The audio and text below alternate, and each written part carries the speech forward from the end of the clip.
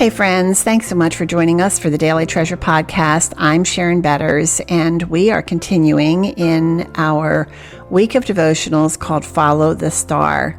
Today's devotional is called It's Christmas, How's Your Stress Level?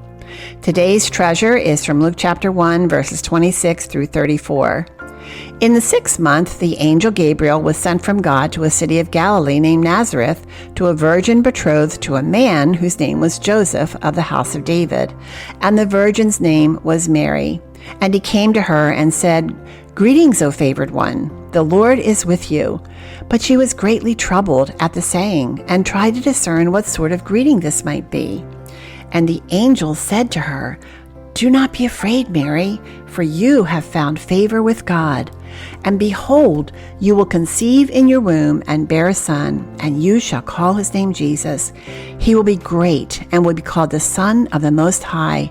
And the Lord God will give to him the throne of his father David, and he will reign over the house of Jacob forever, and of his kingdom there will be no end."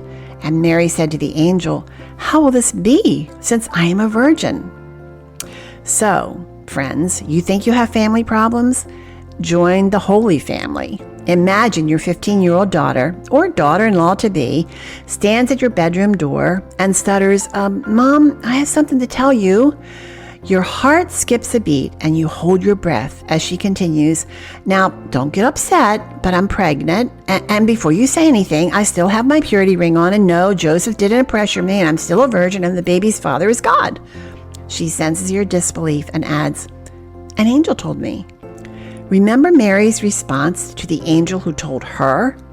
I have a feeling your stress level just went through the roof and you're trying not to scream Mary's same words. And how can these things be? We never hear about Mary's parents or her in-laws, but no doubt they felt extreme stress over this turn of events. Are you overwhelmed with all the decisions you need to make? Well, let's join Joseph's party. His fiancée is pregnant. Let's imagine his thoughts after the shock of getting this news. "But this is not my baby. What options do I have?" Stoning Mary. "But no matter what she has done, that's a little extreme. I think I'll just quietly divorce her because I do still love her and I don't want to hurt her." But Joseph, never fear. An angel will pay you a surprise visit and tell you to believe Mary's child is the Son of God and to stay the course and marry Mary. Oh, wouldn't you just love an angel to help out with all of your decisions? But friends, we still don't know what happened to the in-laws. Joseph was a carpenter with a new wife and a baby on the way. Increased taxes required he go to Bethlehem to pay them. Along with all the other stresses, he has to pay for the trip. We think our taxes are bad, but they don't have a whole lot on the taxes of that era. So this new husband saddles up his very pregnant wife on a donkey, and they make the trek to Bethlehem to register and pay their taxes.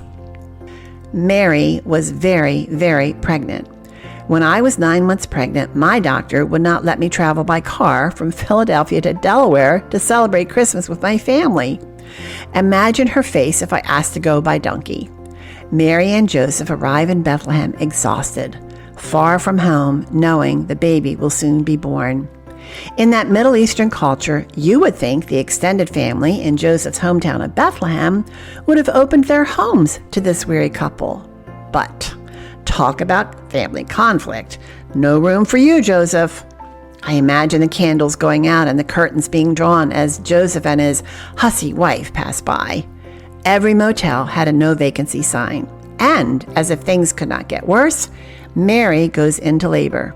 Yeah, that stress level must have been rising just a little bit. Do you think Joseph was starting to wonder if he heard the angel right? Do you think he might have been starting to question God's plan for his life?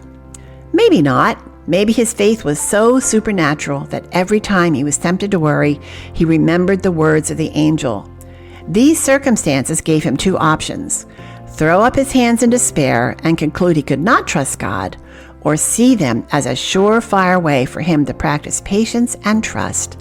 And sure enough, God provides a stable for the birth of the King of Kings. Friends, how is your stress level as you prepare for Christmas?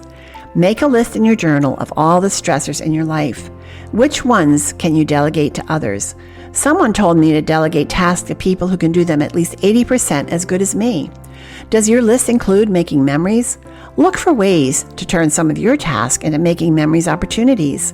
For example, shopping with a friend, sharing a bench and bag lunch with a walking buddy, baking cookies or bread with a child to share with neighbors or special friends. Our grandchildren remind me of memory-making activities that slipped my mind long ago. They may not remember the gifts from last year, but they remember walking around the neighborhood and looking at the Christmas lights on a cold December night. Look at your calendar now and be intentional about such making memory moments. And oh, Father, remind us in all of our busyness to take time to soak up the joy of Jesus. To remember making memories is more important than stuff, and investing in relationships can open doors to share the love of Jesus with a neighbor, a child, a coworker, a spouse, a friend. Hey friends, thanks so much for joining us for this Daily Treasure podcast. And I want to remind you that as you are listening, you can know that there are women all over the world who are listening with you. Every single day, this podcast is available, and we have a written devotional that is sent every single day of the year. Of course, people can access it free of charge, but you know that nothing is really free, and there are costs to producing this podcast and this devotional, and we are so grateful for those of you who are joining with us to help underwrite the cost, and we want to invite others to join us as well. When you give a gift, we will donate a copy of Treasures in Darkness to a local funeral home, and in fact, we have put together a grief care bag for the funeral director to use their discretion in sharing with especially bereaved parents. So when you give, you are giving twice, to help produce Daily Treasure and also to help turn the heart of a grieving parent toward Jesus. So again, thank you for joining us. You can go to markinc.org, markinc.org, where you can safely give. I look forward to being with you tomorrow.